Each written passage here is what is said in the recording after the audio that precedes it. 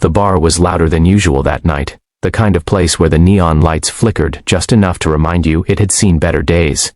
Jack Hayes, a single dad and retired veteran, wasn't there to drink himself into a haze like most of the men who sat hunched over the counters. He was there for a quiet evening, something rare, something simple. A worn leather jacket hung on his shoulders, his presence calm but solid, the kind that came from years of discipline in the service.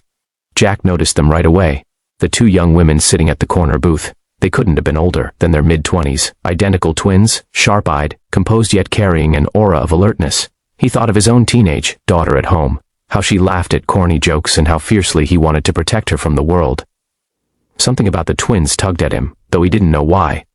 The night shifted quickly.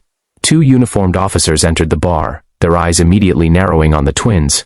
One barked something too harsh, too loud, demanding identification. The other smirked in a way Jack had seen too many times during deployments, the kind of smirk that meant trouble was about to happen. Jack tried to stay out of it at first. It wasn't his fight, but then he saw fear flash across one of the girl's eyes. Not weakness, not panic, but the same flicker he used to see in fellow soldiers when they were cornered unfairly. His hand tightened around his glass. His instinct screamed. The taller officer grabbed one of the twins by the wrist. Jack stood up before his brain even caught up with his body. "Chat's enough," he said, his voice steady, low, commanding, the kind of voice that made even drunk men at the bar turn their heads. The officers looked over, unimpressed. "Ed, back off, old man," one sneered. Jack walked closer, his boots heavy against the floor. "You don't put your hands on women like that, not here, not anywhere." The bar grew silent. A couple of men leaned forward, waiting for the explosion. The officers squared up, but Jack didn't flinch.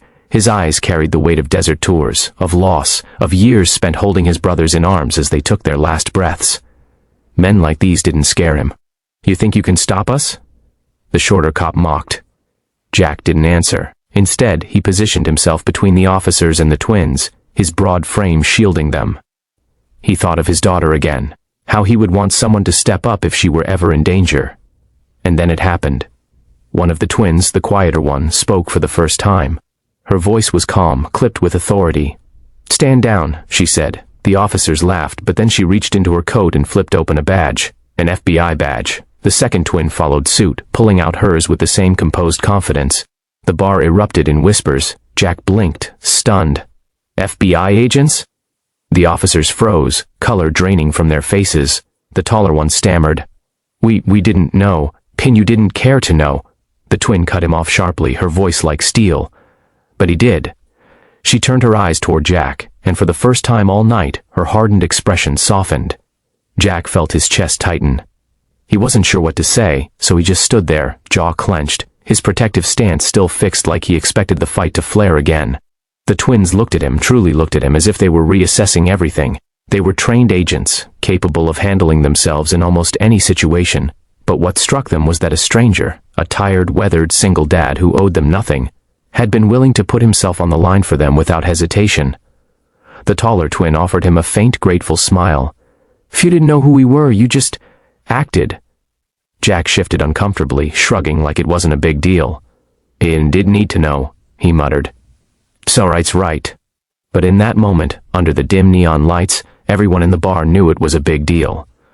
The silence carried weight, not of fear anymore, but of respect. The officers, now pale and humiliated, mumbled excuses and stumbled out. The twins stood, brushing themselves off, their eyes lingering on Jack. One of them said quietly, almost like a confession, "Not many people would have done what you did tonight." Jack simply nodded, his gaze heavy but kind, then turned to leave. He didn't need thanks, didn't want recognition. He was just a father, a veteran, a man who knew what it meant to protect. And as the door swung shut behind him, the twins exchanged a look, half admiration, half awe.